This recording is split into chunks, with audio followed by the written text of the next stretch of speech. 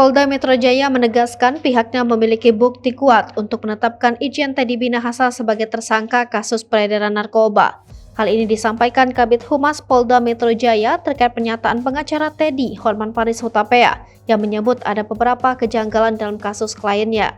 Kombes Endra Zulpan pun enggan memberikan komentar lebih lanjut terkait sejumlah pernyataan yang dilontarkan oleh Hotman, termasuk soal klaim bahwa Teddy tak pernah memberi perintah untuk menjual sabu sebanyak 5 kg. Lebih lanjut, Zulpan hanya menyampaikan bahwa pihaknya siap diuji di pengadilan atas kasus yang menjerat Teddy tersebut. Sebelumnya, Hotman Paris selaku pengacara Irjen Teddy Minahasa menyebut bahwa kliennya menyisihkan barang bukti sabu sebanyak 5 kg untuk operasi penangkapan lanjutan. Bahkan, kata Hotman, Teddy juga mengumumkan secara langsung penyisihan sabu itu saat konferensi pers di Polres Bukit Tinggi, sehingga tak mungkin Teddy memiliki rencana untuk menjual barang haram tersebut.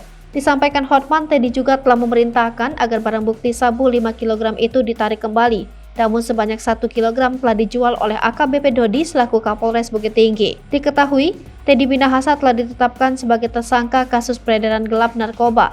Ia diduga menjadi pengendali penjual narkoba seberat 5 kg. Teddy dijerat pasal 114 ayat 3, subsidiar pasal 112 ayat 2, Jungto pasal 132 ayat 1, Jungto pasal 55, Undang-Undang Nomor 35 Tahun 2009 tentang narkotika dengan ancaman maksimal hukuman mati dan minimal 20 tahun penjara. Kini Teddy juga resmi ditahan di rutan Polda Metro Jaya mulai Senin 24 Oktober malam untuk 20 hari ke depan. Ia ditahan selama selesai menjalani penempatan khusus.